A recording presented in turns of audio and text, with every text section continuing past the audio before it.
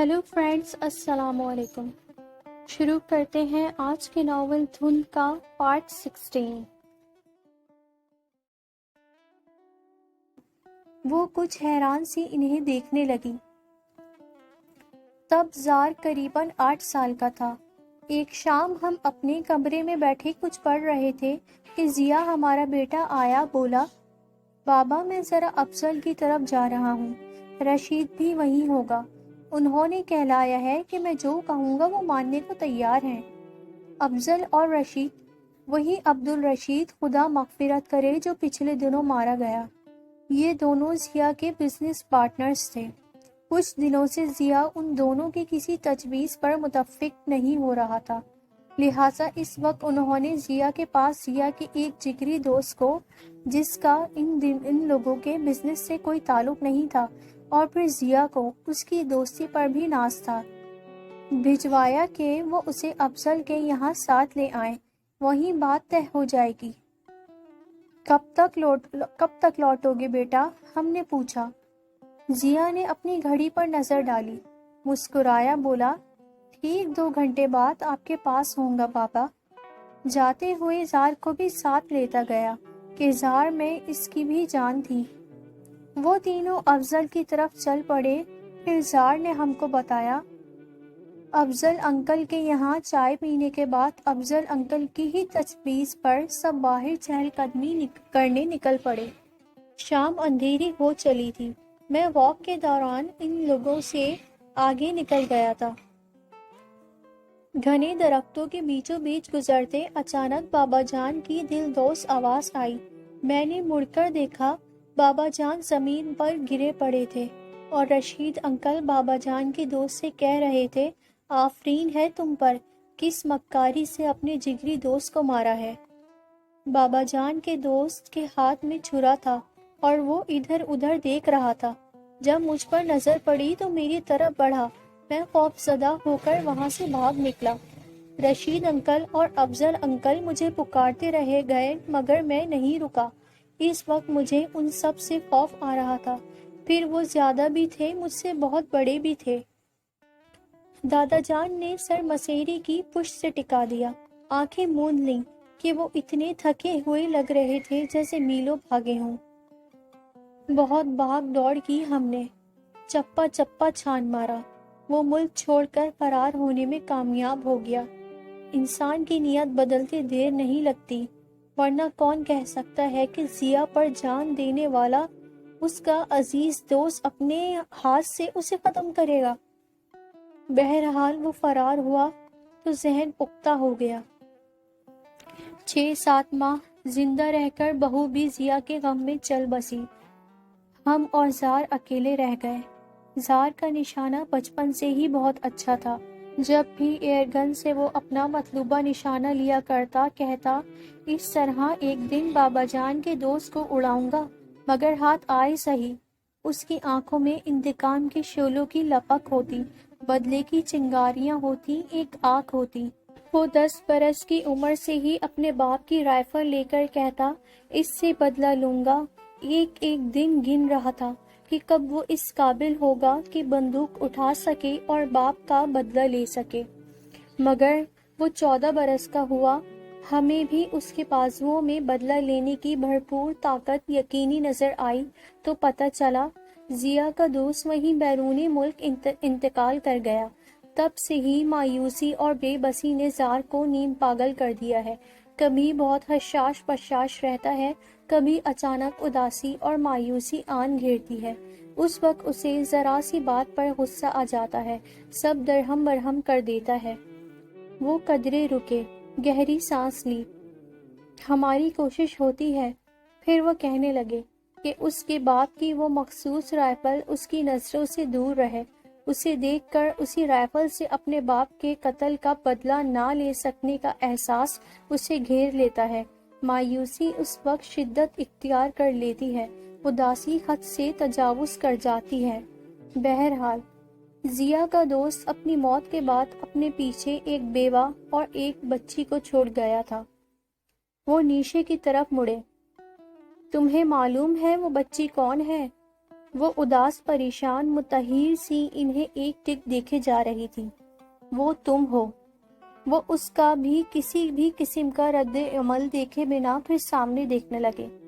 تمہارا باپ نے، محمد انوار نے ہمارے بیٹے کو قتل کیا تھا، پھر افریقہ فرار ہو گیا تھا، وہیں کسی پاکستانی خاتون سے شادی کر لی تھی، ایک بیٹی بھی پیدا ہوئی، وہیں بس گیا تھا۔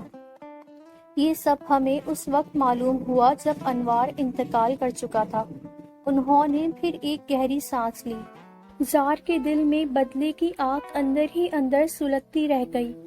ہم نے اس کے دل جوئی میں کوئی کسر نہیں چھوڑی۔ تھوڑے ہی عرصے بعد ہم نے زار کو انگلینڈ پڑھائی کے لیے بھیج دیا، اسی بہانے شاید اس پر دم تپتی آگ میں کچھ ٹھنڈک پڑ جاتی۔ چند برس وہاں رہ کر واپس آیا تو خاصا سنجیدہ بردبار ہو گیا تھا۔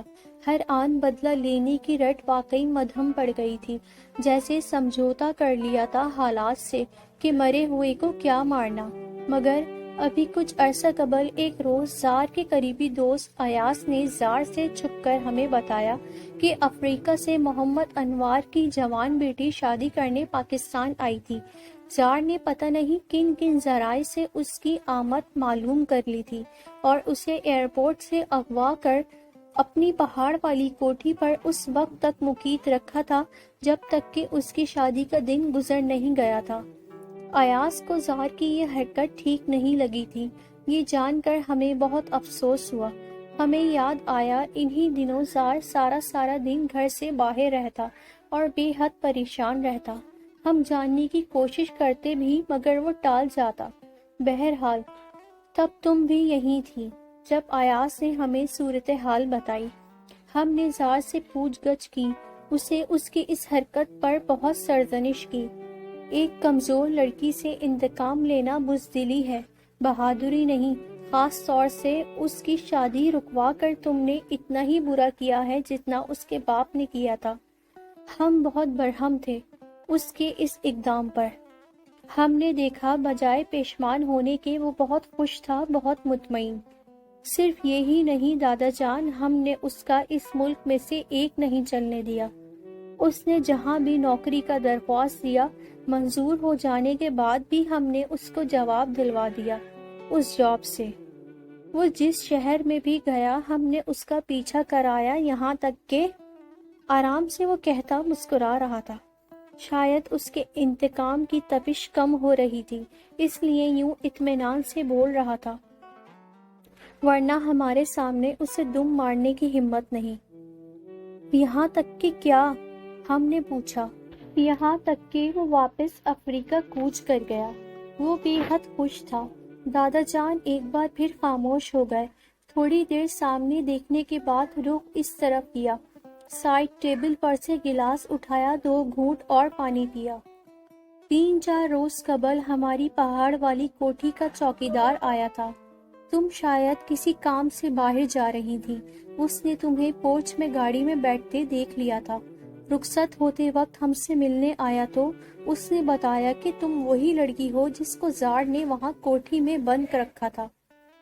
وہ بھی اس انہونی پر پریشان تھا کیونکہ زار نے اس سے قبل کبھی کوئی ایسی غلط حرکت نہیں کی تھی۔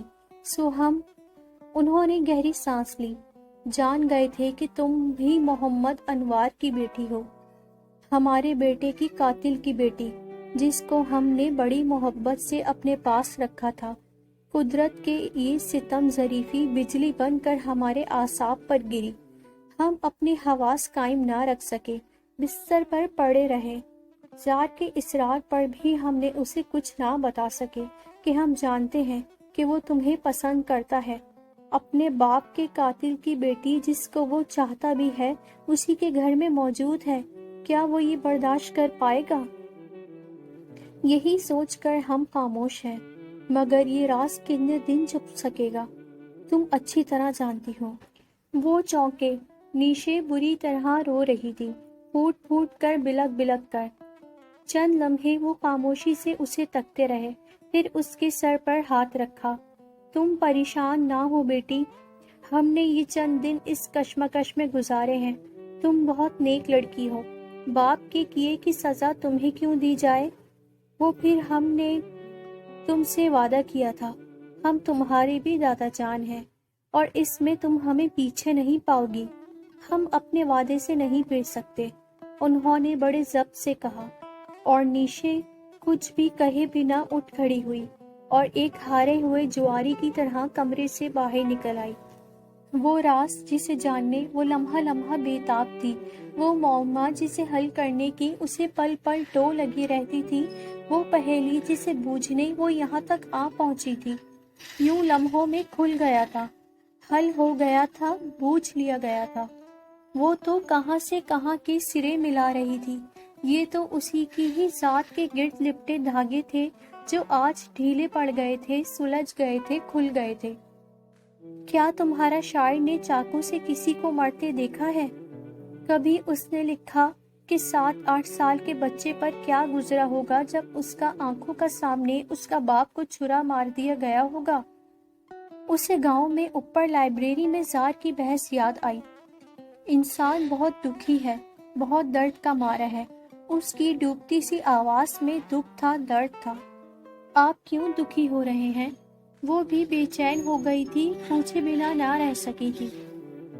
کیا کبھی کبھی ایسا نہیں ہوتا کہ انسان صرف اس لیے خوش رہتا ہے کہ کوئی اور اس کا دکھ نہ جان لے، اس لیے ہنستا ہے کہ دوسرا اس کا آنسو نہ دیکھ لے؟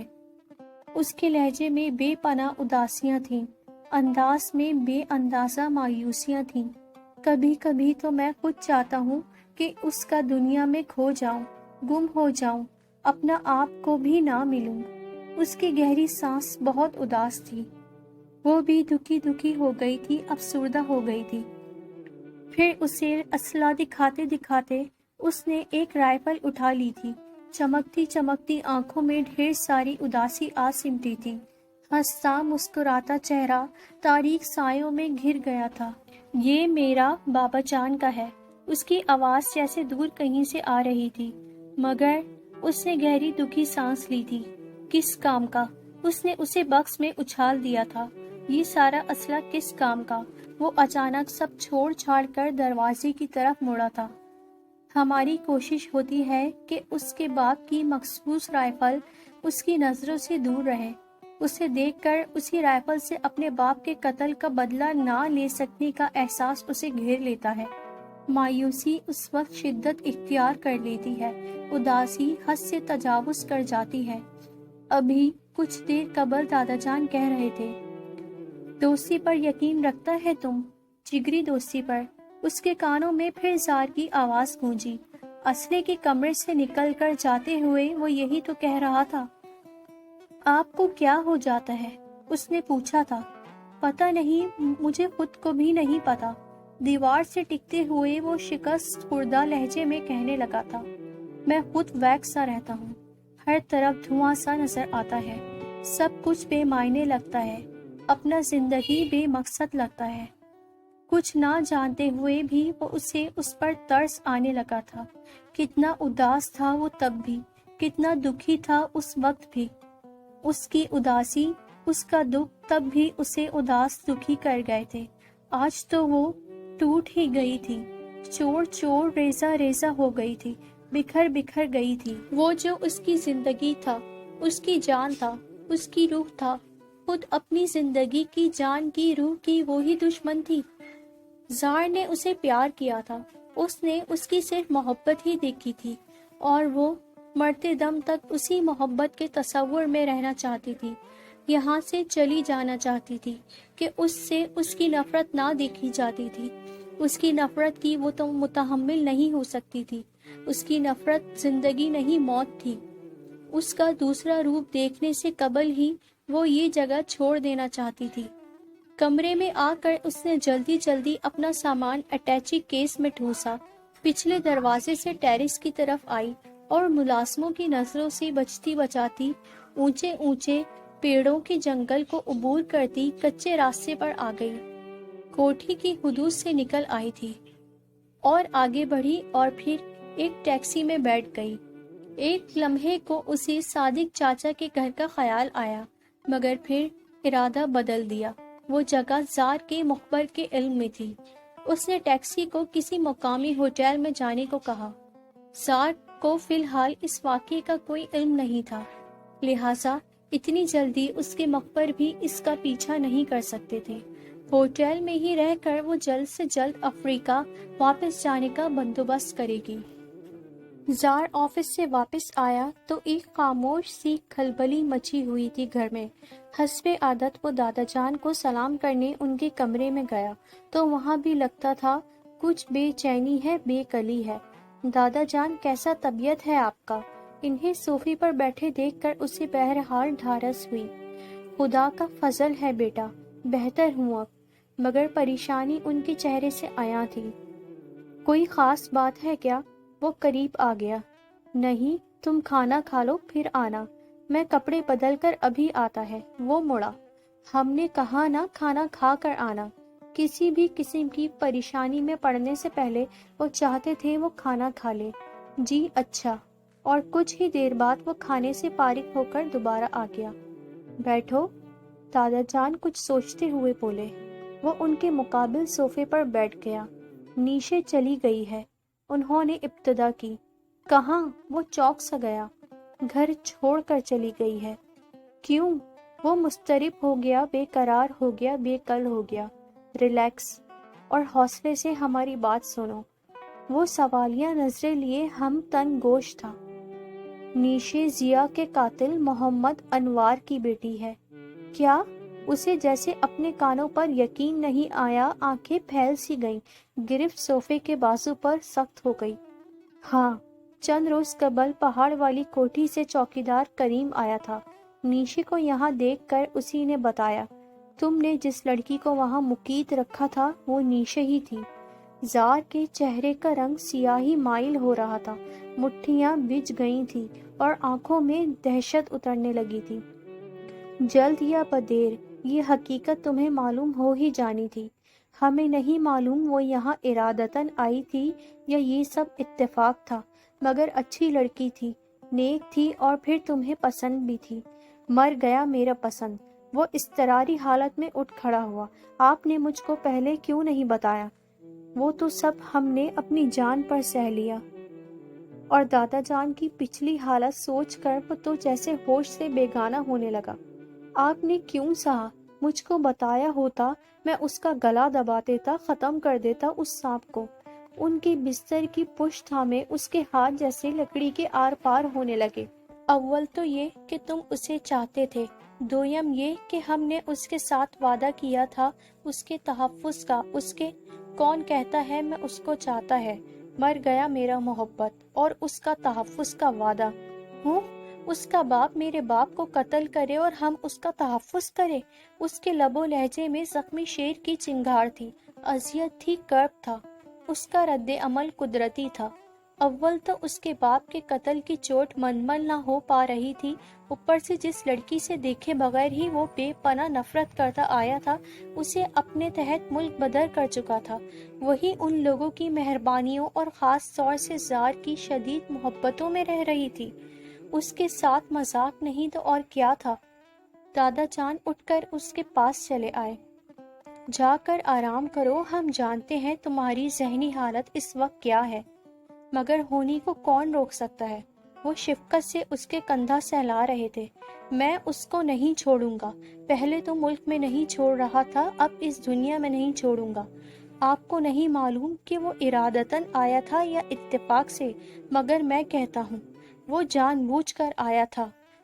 ओह, क्या कोई यकीन कर सकता है जाहिर में इतना बेज़रर सा लड़की इतना चालबाज हो सकता है?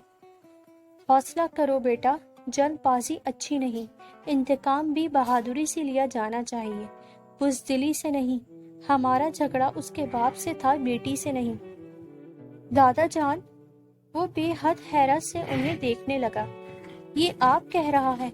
जिया का बाप, जिसकी सुबह उसका तस्वीर देखने पर होता है, जो बगैर नागा हर रात कंबल में मुंह छुपाकर उसको आंसुओं का नजराना देकर सोता है, जो कई सालों से बराबर हर दूसरा बात उसी का करता है, जो उसका हर आदत हर बात मुझ में ढूंढता रहता है, जो किसी तरह उसको भूल नहीं पाता। दादा जान की आंखों में नमी तैर गई, हाथों में कपकपाहट होने लगी। हाँ जाने दादा, انہوں نے اس کا کندھا تھپتھپایا، آنکھیں جھپکیں۔ ہم کہہ رہے ہیں کہ ایک کمزور اور بے بس اور لاوارث لڑکی کو غضن پہنچا کر ہمیں وہ سکون نہیں مل سکتا جو ضیا کے قاتل کو کیفر کردار تک پہنچا کر ہمیں نصیب ہوتا۔ ان کی آواز رند گئی، گرفت اس کے کندھے پر ڈھیلی پڑ گئی۔ زار چونک کر حواسوں میں آیا۔ اس سے دادا جان کی تکلیف نہ دیکھی گئی، پہلے ہی خاصی پریشانی بھگت چکے تھے۔ آپ لیٹ جائیں دادا جان، اس نے انہیں سہارا دیا، اپنی پریشانی پس پش ڈال دی۔ اگر وہ ضیا کا بیٹا تھا تو دادا جان تو باپ تھے، اپنے جذبات میں وہ دادا جان کی حیثیت کو کیسے بھول گیا؟ اسے اپنا آپ خود غرض لگنے لگا۔ اس نے انہیں لیٹنے میں مدد دی، پھر ان کے قریب ہی مسیری پر بیٹھ گیا، جھکتے ہوئے ان کے ماتھے پر بوسہ دیا اور کئی آنسو دادا جان کے ماتھے کو بھگو گئے۔ پھر دادا جان کی نم آنکھوں پر نظر پڑی تو ان کے سینے سے لگ کر وہ بچوں کی طرح رو دیا۔ کافی دیر بعد اس نے سر اٹھایا۔ آپ کتنا گریٹ ہے دادا جان، بیٹے کے قتل کے بعد بھی ایک باپ کا اتنا فراخ دلانہ رویہ ان کا ہی حصہ تھا۔ اس نے ان کے دونوں ہاتھوں کو عقیدت سے اپنی آنکھوں سے لگا لیا۔ انسان وہ ہے جو دشمن کو بھی معاف کر دے بیٹا، انہوں نے اس کا ماتھا سہلاتے ہوئے کہا۔ ہمارا مذہب ہمیں عفو و درگزر سکھاتا ہے۔ ٹھیک ہے دادا جان، جیسا آپ چاہے گا ویسا ہوگا۔ نیشے کو ڈھونڈ لو، اس کا ہم لوگوں کے سوا یہاں کوئی نہیں۔ دادا جان، اس کی آواز میں کرب اوت کر آیا، میرا گلا اپنے ہاتھوں سے دبا لیں مگر اس کا نام آئندہ میرے سامنے مت لیں، وہ التجائی انداز میں بولا، اور دادا جان دم بخود رہ گئے۔ وہ اتنی بڑی بات کہہ دے گا، وہ سوچ بھی نہیں سکتے تھے۔ ہم وہ ہاتھ نہ توڑ دیں جو ہماری جان کے گلے کی طرف بڑھیں۔ دادا جان، اس نے دوبارہ سر ان کے سینے پر رکھ دیا کہ یہاں اسے ہمیشہ سکون ملتا تھا، امن اور شانتی میسر آتی تھی۔ دادا جان کے کہنے پر اس نے نیشے سے کسی بھی قسم کا انتقام لینا یا غضن پہنچانے کا ارادہ تو ترک کر دیا، مگر وہ پل پل پیچ و تاب کھا رہا تھا، بل کھا رہا تھا، برہم ہو رہا تھا۔ مجسم قحط، مجسم غضب، مجسم آگ بن گیا تھا۔ اس کی دانش میں نیشے اسے پہچان لینے کے بعد بھی اس کے گھر سے اپنی پرانی دشمنی جان کر ہی جان بوجھ کر اس گھر میں آئی تھی۔ جاب ایک بہانہ تھا، باپ نے تو اس کے باپ کو مارا ہی تھا، اب یہ اسے مارنے آئی تھی، اپنی اداؤں سے، اپنی نزاکتوں سے، اپنے نازو انداز سے۔ اس کی ادائیں فریب تھیں، اس کی نزاکتیں ریاں تھیں، اس کے نازو انداز سب جھوٹ تھے، محض اسے پھانسنے کے ہتھیار تھے کہ ان ہتھیاروں سے وہ اسے مار دینا چاہتی تھی، ختم کر دینا چاہتی تھی، فنا کر دینا چاہتی تھی، ذہنی طور پر، دماغی طور پر، جسمانی طور پر۔ وہ ارادتاً آئی تھی، اتفاقاً نہیں۔ اس کا نام فائزہ انوار تھا۔ سوچی سمجھی اسکیم کے تحت باقاعدہ نام بدل کر وہ یہاں آئی تھی۔ اس سے بدلہ لینا چاہتی تھی کہ اس نے اسے اپنے باپ کے قتل کے بدلے میں مقید کیوں رکھا تھا، جاب کیوں نہیں کرنے دی تھی، ملک چھوڑ دینے پر کیوں مجبور کیا تھا۔ اپنے باپ کے قتل کے بدلے میں وہ یہ بھی نہ کرتا، اور اب تو وہ اسے یقیناً زندہ نہ چھوڑتا۔ اس نے اس کے باپ کے قاتل کی بیٹی ہو کر اس پر پیشمان ہونے، شرمندہ ہونے کے بجائے اس کی زندگی سے کھیلنے کی کوشش کی تھی، اسے بے وقوف بنایا تھا، اس کا مذاق اڑایا تھا، دوہرا مذاق، اور اپنے ساتھ مذاق کرنے والوں کو وہ کبھی معاف نہیں کرتا۔ ایک بار، صرف ایک بار وہ اسے مل جاتی اور وہ اس سے پوچھ لیتا کہ اتنا بڑا ڈھونگ رچانے کی اس نے جرت کیسے کی۔ نیشے کے لیے بے پناہ نفرتیں لیے وہ بیچ و تاب کھا رہا تھا، کسی کل چین نہیں تھا، قرار نہیں تھا۔ ملازموں پر بات بات پر بگڑ رہا تھا، آفس میں اسٹاف پر بات بات پر برہم ہو رہا تھا، بزنس پارٹنرز سے الجھ رہا تھا۔ زندگی تلخ ہو کر رہ گئی تھی، زہر گھل گیا تھا جیون میں، دھو بھر ہو رہا تھا، اور ایسے میں اسے آگ لگ جاتی، راکھ ہونے لگتا، بھسم ہونے لگتا کہ یہ تلخی، یہ زہر، یہ دوبھر پن اسے کیوں ملا۔ یہ سب وہ اسی کو منتقل کر دینا چاہتا تھا، ساری تلخی اسی کو لوٹ آنا چاہتا تھا، سارا زہر اسی ہی پھیرنا چاہتا تھا، دو بھر کر دینا چاہتا تھا اس کی زندگی، کہ خود اس کی زندگی اتنی سستی نہیں تھی، اتنی فالتو نہیں تھی، اتنی بے مقصد نہیں تھی کہ اس جیسی مکار لڑکی کے لیے ضائع ہوتی رہتی۔ مگر دادا جان نے اس کا کسی بھی قسم کا پیچھا کرنے، کھوج لگانے سے اسے منع کر رکھا تھا، کہہ دیا تھا کہ اگر اس سے مصالحت اس کے دل کو گوارا نہیں تو وہ مجبور نہیں کریں گے۔ انہیں اس کی نیک سیرتی کا اب بھی احساس تھا، اپنے وعدے کا اب بھی پاس تھا، مگر زار کو وہ اپنے لیے مجبور کرنے کے قائل نہ تھے۔ ہاں، اس کا پیچھا کر کے اس کے کیریئر میں روڑے اٹکانے پر وہ خوش نہیں ہوں گے، یہ انہوں نے ضرور کہہ دیا تھا، کیونکہ بقول ان کے اس کو بھی اس ملک میں اپنے طور پر جینے کا اتنا ہی حق حاصل تھا جتنا کہ خود زار کو۔ یہ سوچتے ہی وہ آپے سے باہر ہونے لگا، اعصاب جواب دینے لگتے، دماغ کی رگیں پھٹتی محسوس ہوتی۔ سر، آپ کا شوفر بڑی دیر سے نیچے آپ کا انتظار کر رہا ہے، انٹرکام پر اس کی سیکرٹری بولی تھی۔ چونکتے ہوئے اس نے آفس میں لگے کلاک پر نظر ڈالی۔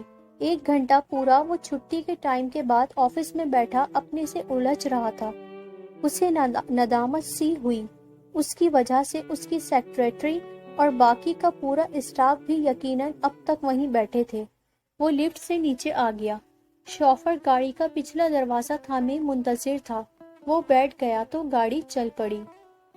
صبح کی بوندا باندی اس وقت تیز بارش کا روپ دھار چکی تھی، دنوں بعد پانی پڑا تھا، مٹی کی سوندھی سوندھی خوشبو اس کو بھلی لگنے لگی۔ تھکا تھکا سا سر اس نے بڑی سی گاڑی کی آرام دہ سیٹ کی پشت سے ٹکا دیا، مگر وہ چونکا۔ سامنے ہی کچھ فاصلے پر بائیں جانب سڑک کے کنارے شاید کسی سواری کے انتظار میں نیچے کھڑی بارش میں بھیگ رہی تھی۔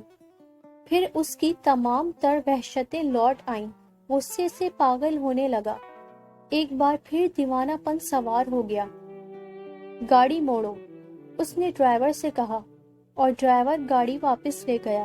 قریب ہی اس کے آفس کی بلڈنگ تھی۔ روکو، اس نے پھر کہا۔ ڈرائیور باہر نکل کر اس کے دروازے پر آ گیا۔ سر، اس نے مؤدب طریق سے پوچھا، تم یہاں سے گھر جاؤ، میں خود آ جائے گا۔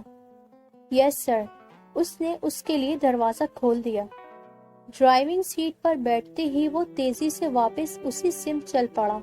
اس کی قسمت میں تکلیف سے نجات کی سانس ہوگی تو وہ یقیناً اب بھی وہیں کھڑی ہوگی۔ اس سے زیادہ دیر نہیں ہوئی تھی، لمحوں میں ہی وہ وہاں پہنچ گیا۔ نجات کی سانس بھی شاید تھی قسمت میں۔ وہ اب بھی تیز ہوا اور بارش کی زد میں وہیں کھڑی تھی۔ اس کے قریب گاڑی روک کر وہ تیزی سے اترا اور نیشے کو کچھ سوچے سمجھنے کا موقع دیے بغیر ہی اسے پیسنجر سیٹ پر دھکیل کر دروازہ بند کیا اور سامنے ہی گھوم کر ڈرائیونگ سیٹ پر آتے ہوئے گاڑی چلا دی۔ سڑک پر نظریں جمائے وہ خاموشی سے ڈرائیو کرتا رہا، گو ذہن میں بگولے اٹھ رہے تھے، جھکڑ چل رہے تھے، طوفان مچل رہے تھے۔ نیشے سہمی ہوئی تھی، ڈری ہوئی تھی، خوف زدہ تھی کہ اس کے چہرے کی تاریکیوں، آنکھوں کی چنگاریوں پر سادی گہری چپ کسی بڑے طوفان کا پیش خیمہ لگ رہی تھی۔ وہ بہت تیز جا رہا تھا، دنوں بعد بارش کی وجہ سے سڑک پر پھسلن ہو رہی تھی۔ سامنے سے آنے والی گاڑی سے بچنے کے لیے اس نے گاڑی کچے میں ڈال دی اور اسپیڈ زیادہ ہونے کی وجہ سے وہ بامشکل گاڑی قابو کر سکا۔ بے ساختہ نیشے جھول کر اس کی سیٹ کی پشت سے جا ٹکرائی۔ پلیز زار، غیر ارادی طور پر اس کا ہاتھ اس کی اسٹیئرنگ پکڑے ہاتھ پر جا پڑا۔ آہستہ چلائیں، ہٹاؤ اپنا ہاتھ، وہ دھاڑا۔ اس نے اپنا ہاتھ واپس کھینچ لیا، مگر زار نے گاڑی وہیں روک لی، رخ اس کی طرف کر لیا۔ اب بتاؤ، تم میرے گھر کس لیے آیا تھا؟ اس کی آنکھیں چنگاریاں اگل رہی تھی، لہجے بے پناہ نفرت لیے تھا۔ وہ گمسم سی اسے دیکھ رہی تھی، کوئی جواب نہ بن پڑ رہا تھا۔ یہی نہ کہ مجھ سے بدلہ لے لو کہ کیوں میں نے تم کو پہاڑ پر بند رکھا تھا؟ بولو، جواب دو۔ وہ اس پر برس رہا تھا، اس کا رنگ سیاہی مائل ہو رہا تھا۔ होंठ गुस्से से कांप रहे थे और सांसें तेज चल रही थी, और नीशे कुछ भी बोले बिना एकटक उसे देखे जा रही थी। कहती भी क्या, इतनी सारी नफरत, इतनी घन गरज में उसकी तो आवाज ही गुम हो गई थी कहीं। तुम मुझको बेवकूफ बनाने आया था। तुम्हारा बाप पहले मेरे बाप को मारने के बाद अब तुम मुझको खत्म करने आया था, मोहब्बत का ढोंग कर कर। अपनी मोहब्बत पर इतना बड़ा इल्जाम वो बर्दाश्त ना कर सकी। बड़ी देर के रोके आंसू बह ही निकले। मैंने कोई ढोंग नहीं किया, मैं सचमुच। उसकी आंखों से आंसू देखकर वो आपे से बाहर हो गया। उसकी बात सुनकर वो अपने पे आप काबू ना रख सका। Shut up! एक जोरदार थप्पड़ उसने उसके गाल पर जड़ दिया। मेरा साथ और मक्कारी किया तो जान ले लूंगा। नीचे का चेहरा खिड़की से जा टकराया। वो बेदम सी नजर आने लगी। उसे और भी गुस्सा आ गया और भी बरहम नजर आने लगा। मुझ पर और नजाकत का जादू नहीं चलेगा। उसने उसे पहले से भी वजनी एक और चांटा रसीद किया। वो बेसुध थी कि ऐसे वार उसने जिंदगी में इससे कबल कभी न सहे थे, मगर हैरान नहीं थी। वो इससे ज्यादा की मुस्तहिक थी, किसी भी सजा की। उसके पापा ने काम ही ऐसा किया था। तुमको पता चल गया कि मैं कौन है तो तुम अपना कातिल बाप का बात जान गया। फिर बजाय उसका हरकत पर पेशमान होने के तुम नाम बदल कर मुझसे ही बदला लेने मेरे घर तक आ गया। तुम्हारा इतना जुर्रत कैसा हुआ? उसने उसे झंझोर डाला। मुझको मेरा दादा का ख्याल ना होता तो मैं तुमको जिंदा ना छोड़ता। मुझे मालूम नहीं था कि मेरे बाप ने कोई कत्ल किया है। दादा चांद ने ही मुझे। वो वहीं खिड़की में बेसुध पड़ी कह रही थी। खबरदार, जो जबान पर दादा जान का नाम लाया। वो फिर चिंगाड़ा। ये बताओ कि मेरे घर क्यों आया? वो खून ख्वार नजरों से उसे देख रहा था। नीशे के नाजुक चेहरे पर देखते ही देखते उसके भारी हाथ की उंगलियों के निशान उभर आए थे। होंठों के पास से खून की बारीक सी लकीर फूट निकली। मैं किसी गलत मतलब से नहीं आई थी। वो नकाहत से उसे देख रही थी। ना ही मुझे अपने पापा की किसी हरकत का कुछ इल्म था। मुझे तो दादा जान के इश्तिहार का मज़मून अट्रैक्ट कर गया था। मुझे वो बहुत क्यूट से बुजुर्ग लगे, मगर नीचे उनका एड्रेस पढ़ा तो मैं पहचान गई। पहाड़ पर चौकीदार मुझे आप लोगों का अता पता बता चुका था। तभी मैंने सोचा आपसे बदला लूं। बदला वो नहीं जो आप सोच रहे हैं, बल्कि ये कि आप मुझे हर जगह से जॉब से निकलवा रहे थे। मैं आप ही के घर में जॉब कर लूं, इसीलिए मैं अपने दूसरे नाम से आपके घर आई। मैंने नाम नहीं बदला। मुझे ज्यादातर लोग नीशे ही पुकारते हैं। जॉब के साथ मुझे ये भी तजस्सुस खींच लाया कि हो सकता है कि मैं ये राज मालूम करने में कामयाब हो जाऊं कि आखिर क्यों आपने मुझे उठवाया और इतने दिन कैद रखा।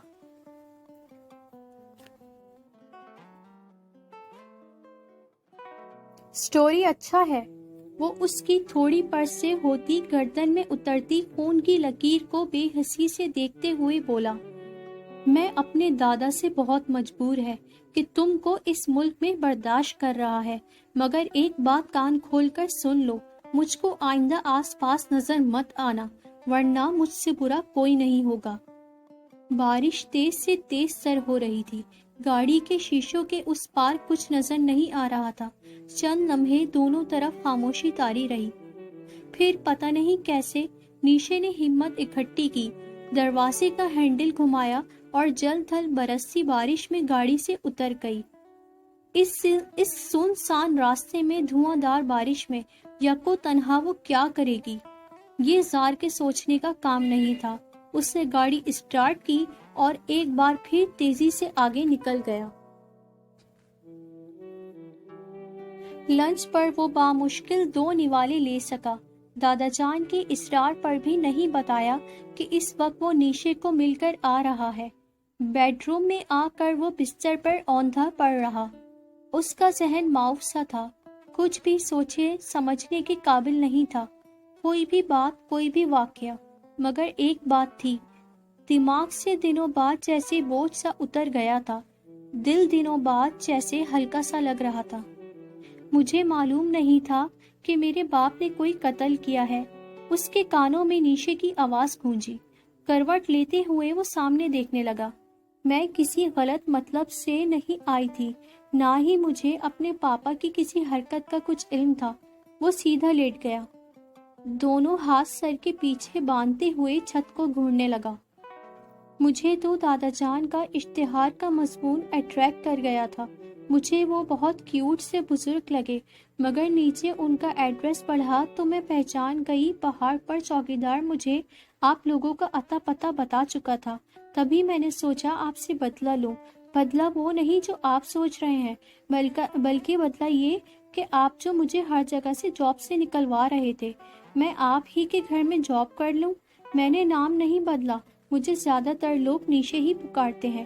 جاب کے ساتھ مجھے یہ بھی تجسس کھینچ لایا کہ ہو سکتا ہے میں یہ راز معلوم کرنے میں کامیاب ہو جاؤں کہ آخر کیوں آپ نے مجھے اٹھوایا اور اتنے دن قید رکھا۔ اٹھ کر وہ کپڑے بدلنے ڈریسنگ روم میں گیا۔ بدلہ وہ نہیں جو آپ سوچ رہے ہیں، بلکہ یہ کہ آپ جو مجھے ہر جگہ سے جاب سے نکلوا رہے تھے، میں آپ ہی کے گھر میں جاب کر لوں۔ کف کے بٹن کھولتے کھولتے پھر اس کی آواز اس کے کانوں سے ٹکرائی۔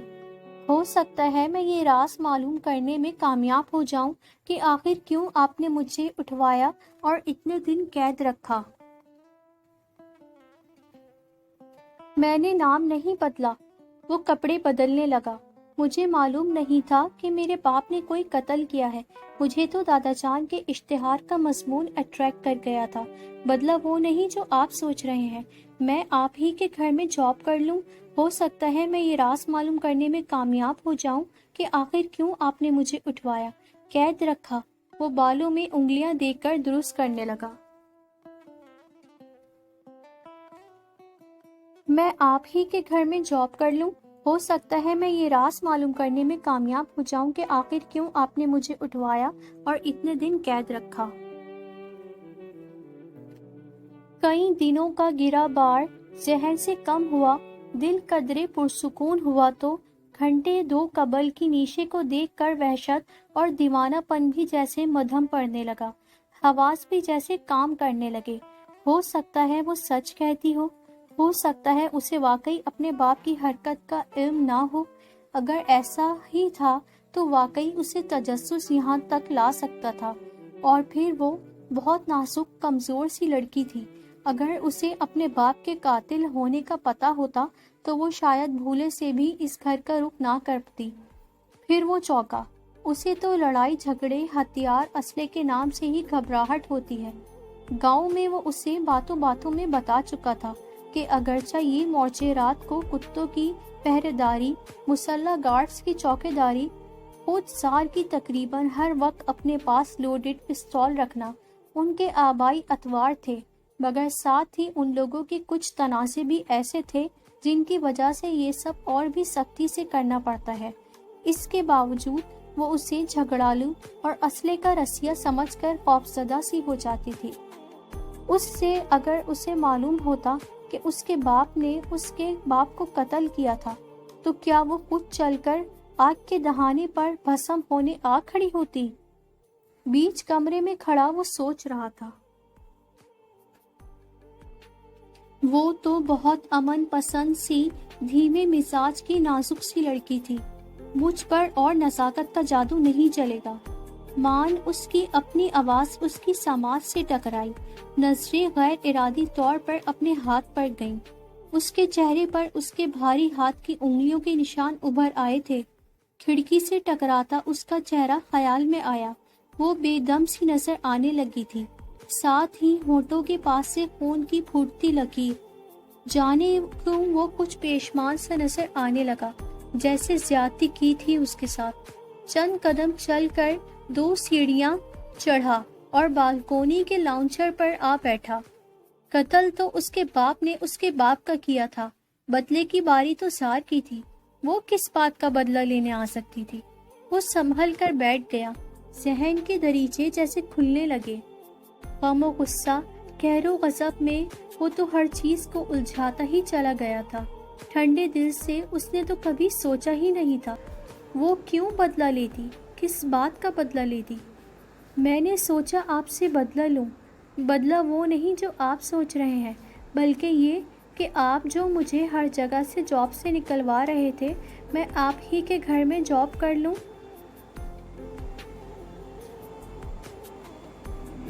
جانے کہاں سے ایک مبسم سی مسکراہٹ اس کے لبوں کو چھو گئی۔ بدلہ تو واقعی وہ لے چکی تھی۔ اس نے واقعی اسے ہر بار ہر جاب سے جواب دلوایا تھا، اسے کسی بھی شہر میں ٹکنے نہیں دیا تھا، یہاں تک کہ اسے 100% یقین ہو گیا تھا کہ وہ ملک چھوڑ کر چل پڑی ہے۔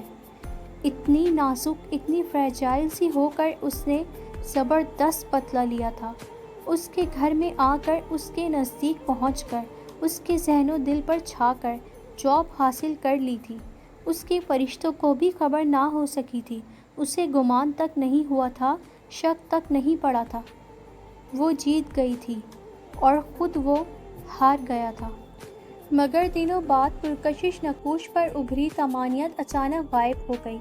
دلنشی آنکھوں میں چھائی خوشگواری یکلخت ماند پڑ گئی، لبوں پر آئی مسکراہٹ یکدم معدوم ہو گئی۔ وہ نادم سا نظر آنے لگا۔ اپنے باپ کے قاتل کی بیٹی کے بارے میں نرم ہو کر سوچنا اس کی غیرت کے منافی تھا۔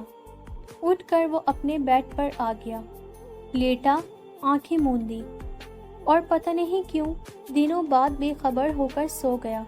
آنکھ کھلی تو شام کے 5 بج چکے تھے۔ خاصی دیر تک سوتا رہا تھا وہ۔ جلدی سے اٹھ کر وہ باتھ روم میں گھس گیا۔ میں کسی غلط مطلب سے نہیں آئی تھی، نہ ہی مجھے اپنے پاپا کی کسی حرکت کا کچھ علم تھا۔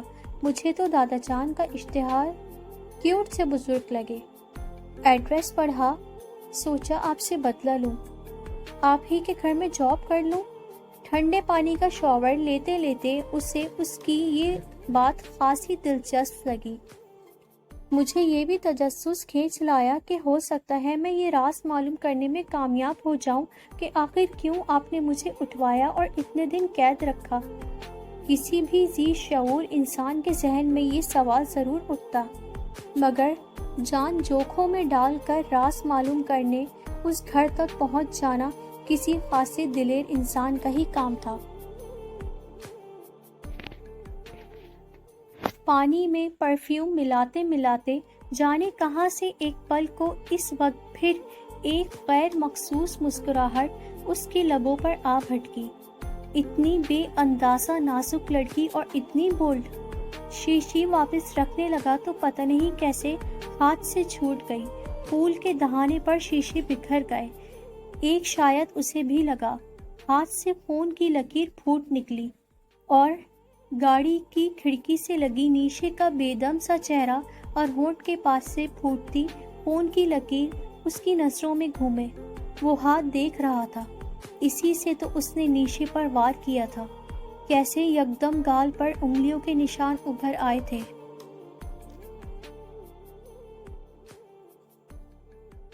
سر جھٹکتے ہوئے اس نے شاور لیا، جلدی جلدی تیار ہونے لگا کہ اسے ٹینس کی دیر ہو رہی تھی۔ سر، بڑے صاحب فائل مانگ رہے ہیں۔ وہ نکلنے ہی لگا کہ اعجاز کی جگہ تعینات ہوا ملازم خاص آن دھمکا۔ ٹھیک، آپ جائیے، میں لے کر آتا ہے۔ وہ اپنی رائٹنگ ٹیبل کے پاس آیا، دروازہ کھولا، فائل نکالا تو ساتھ ہی اس دن کے نیشے کے سنبھال کر رکھے 2 بال فائل میں الجھ کر باہر نکل آئے۔ وہ آہستہ آہستہ اکٹھا کرنے لگا۔ کچھ دن قبل وہ اس سے کسی بات پر خفا ہوا تھا اور وہ اسی شام نم کھلے بال سے اسے منانے اس کے کمرے میں آئی تھی۔ واپس گئی تھی تو یہ بال اسے اپنے گلے سے لپٹے ملے تھے۔ بال اکٹھے کر کے نیچے ردی کی ٹوکری میں ڈال دیے، فائل لی اور کمرے سے باہر نکل گیا۔ دادا جان کا سائڈ عبور کرتے ہوئے وہ پچھلے لان میں آ گیا۔ خوشگوار شاموں کا لطف اٹھانے دادا جان یہیں تو بیٹھا کرتے تھے۔ کرامت بابا بھی قریب بیٹھے تھے۔ زار نے فائل انہیں تھما دی۔ اوکے دادا جان، میں چلتا ہے، ٹینس کا دیر ہو رہا ہے۔ سفید شارٹ، سفید ٹی شرٹ اور سفید جاگرز میں وہ بہت اسمارٹ لگ رہا تھا۔ کسرتی جسم مردانہ وجاہت میں اضافہ کر رہا تھا۔ جاؤ بچے، با امان خدا۔